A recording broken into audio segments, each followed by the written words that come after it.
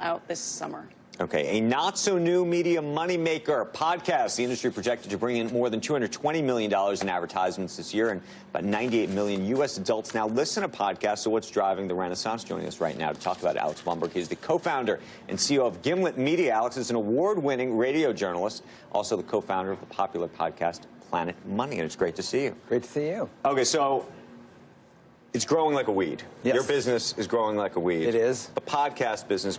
But can I say I'm a little worried. Are you a skeptic? I'm not a skeptic. I just wonder when whether there can be a saturation point, because there's so many podcasts, I don't even know what to listen to anymore. Peak podcast. Peak podcast. Okay, so obviously I'm talking my book a little bit, but my view is that we are far away from peak podcast. We are at the very inception of this industry, and it's got a long way to go. I can see lots more money going into this industry. My question is whether, because at some point people are going to start listening to these things in their cars in a much more meaningful way than they already do. Yes. So that's to me the opportunity. The question is whether there will be consolidation of the podcasts themselves. You go onto iTunes right now, and it's just, I mean, the list is. People think there's too many cable channels right now. Right. There's too many podcasts. There's not enough time to watch or listen to this stuff, right? Like podcasting, I think, is facing the same challenges that every media, which is just sort of like an abundance of choice.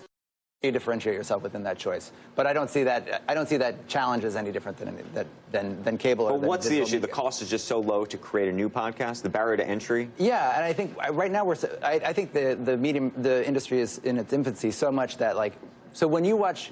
People don't say, do you watch video? Right. They say, which shows do you watch on TV? But people still say, do you listen to podcasts? As if they're all the same. As if somebody doing a chat show from their basement is the same as what we do. That's probably because there is an adoption. Right. There is that barrier to entry. You got to figure out how to do this. You got to figure it out. Once you figure it out, then you are a cable subscriber, or whatever you might call them in a traditional. And people start to understand that there are, within podcasting, there's huge variation in sort of what kind of podcast there is. And so how many people already are listening to pods? If we say there are 310 million cable subscribers in the U.S., how many podcast listeners are there? It's over 60 million people are listening to podcasts right now. That number's been growing, double-digit year over year. But are people paying? Because I see here that you're working on a podcast-style sitcoms, fiction, one that may star Julia Roberts. How do you afford Julia Roberts? Does she do you at a discount, or are you making so much money that you can pay a big star like Julia Roberts to do for you? So right now, if most people, if they think of podcasting, they think of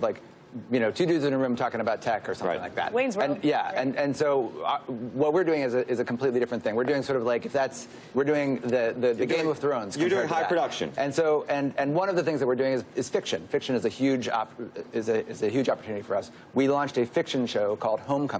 It's a fiction podcast starring Catherine Keener and Oscar Isaacs, and that was optioned and is now turning in and is now being made into a TV series. People pay for that? Oh, so you monetize it further on? Yeah, so we sold the IP, and then it's being met as being. But you're not making ads. You're not making money because somebody paid you to download it. You're not making money because you had ads on it. It's an ad-supported business. Okay. Yeah. But so that's the question. As we move into higher end, higher production sort of style podcast, can the ad rates that currently exist, in the same way that there's been compression on ad rates on the internet, if you will, and on television, what's happening to the ad rate? The ad rate is still going very strong. We get really high CPMs, and that is because ads perform on podcasting. Listen, so on mobile, our audience is affluent and highly educated, and they are cord cutters. They're the unreachables, and podcasting is one of the few ways to reach them. Also, if you think about if you're an advertiser trying to reach somebody on mobile, that's where everything is moving.